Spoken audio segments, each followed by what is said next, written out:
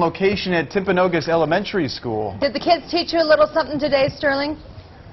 They did. In fact, I got to show you what they made for me. I'm going to step a little closer to the camera.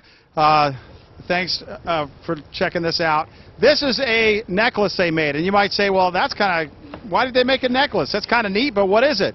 Well, it's actually made based on the binary code. So the little blue beads are zeros and the orange beads are ones. And when you look at a computer code, you see a lot of ones and zeros. In fact, a CD that you make is all ones and zeros. So it's all binary code, and they made me the coolest necklace today, and I'm going to actually wear that tonight at 10 o'clock.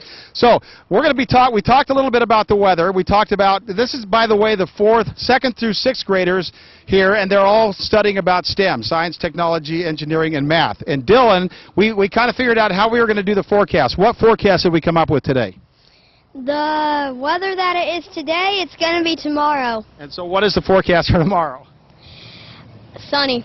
Sunny! Even though it wasn't sunny today, we decided that when there's changes that need to be made, then we have to change the forecast. So let's talk about the forecast, and we'll get right to it. Here's a look right now at radar across the northern, or actually time-lapse of Weatherbug, our Weatherbug station in Draper. And you can see that we did have some clouds, we did have some showers, and most of this storm did end up in the northern end of the state, but the amounts of rainfall were pretty light, anywhere from 0 to 0.05 of an inch of rain.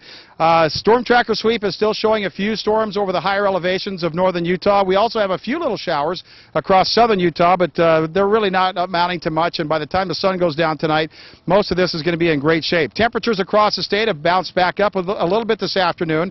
We're back into the mid to upper 50s here along the Wasatch Front, and elsewhere across the state, things didn't really get cold at all today. State temperatures across the state, you can see, are fairly mild. We're going to continue to see mild conditions all the way into the weekend. In fact, the satellite picture shows clearing conditions coming in from the northwest. We talked about that today, northwest clearing. And the region forecast is calling for more sunshine tomorrow than we had today. So over most of Utah, you can see that we do have lots of sunshine. Northeastern Utah will still see maybe a few clouds. And in eastern and southeastern Utah, there may be a lingering shower or two over the higher elevations, but really not a big deal. We'll see improving weather statewide all the way into the weekend. Southwestern Utah, it's going to be absolutely gorgeous, but it's going to be windy tomorrow. Winds will be gusting, especially in the morning hours, so watch out for that. The western side of the state will also see some gusty winds early tomorrow morning. Northwest Utah, we should wake up tomorrow with mostly clear skies, but we'll see probably partly cloudy conditions in some places over the higher elevations. And here's the forecast for the southern part of the state for the next 7 days, and it's actually looking spectacular. Temperatures in the 80s, can you believe it? Yeah, southern Utah looking great. Now, tomorrow morning in Salt Lake City, we're going to see mild temperatures. We'll start off in the 30s, upper 30s, and then the highs tomorrow afternoon back into the 60s. And for the weekend, we'll see temperatures into the 70s.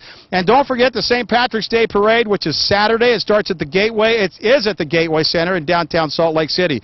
We also want to say, where's your principal, by the way? We want to talk about Mrs. Rollins, and we want to give a shout-out. Say, hi, Mrs. Rollins. Hi, Mrs. Rollins! She had back surgery, and she's home recovering, so hope she gets better quickly. I had a lot of fun here today with these 2nd through 4th graders and 6th graders at Timpanogos Elementary School. Back to you in the studio. Very sweet. Feel better, Mrs. Rollins. Yeah, Mrs. Rollins. Yes. What an awesome shout-out. Yeah, she's probably watching a lot of TV right now. All right. You can tell these kids love their principal. Yeah, it's really sweet. Thanks, Sterling. Yep.